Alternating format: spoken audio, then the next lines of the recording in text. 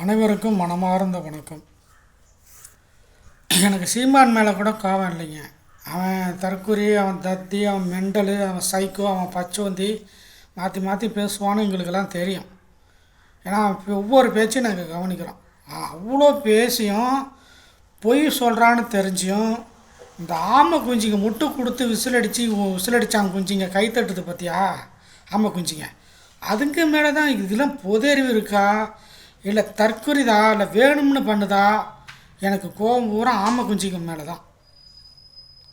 அதாவது கொலை பண்ணுறவனோட கொலை பண்ணுற தூண்டுறவனுக்கு தான் சட்டத்தில் அதிக தண்டனைன்னு சட்டம் சொல்லுது.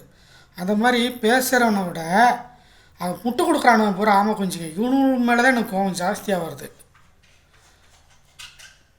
ஆனால் இல்லை உண்மையிலுமே மெண்டல் அவன் தான் மெண்டல் மாதிரி பேசுகிறான். அந்த ஆமை குஞ்சிங்க கை தட்டுறது என்ன, விசில் அடிக்கிறது என்ன, அதுக்கு முட்டு கொடுக்குறது என்ன, இவ்வளோ நடந்தும் ஈரோட்டில் மண்ணை கவி சீமானை டெபாசிட்டை இழந்தும் கூட இன்னும் முட்டு கொடுக்குற முட்டா பழுவா இன்னும் இருக்கானுங்க. மண்டைக்குள்ளே மூளைன்னு அதை யூஸ் பண்ணுவானுங்களா என்னன்னே தெரில. இல்லை பிறந்த பறவையா என்னன்னு தெரில. மக்கட்ட பழு இந்த சொல்லுவாங்கள்ல, இந்த காமெடியில் சொல்லுவாங்க, எனக்கு முட்டாள் வேண்டாம் அடிமுட்டாள் அழைச்சிடுவான்னு.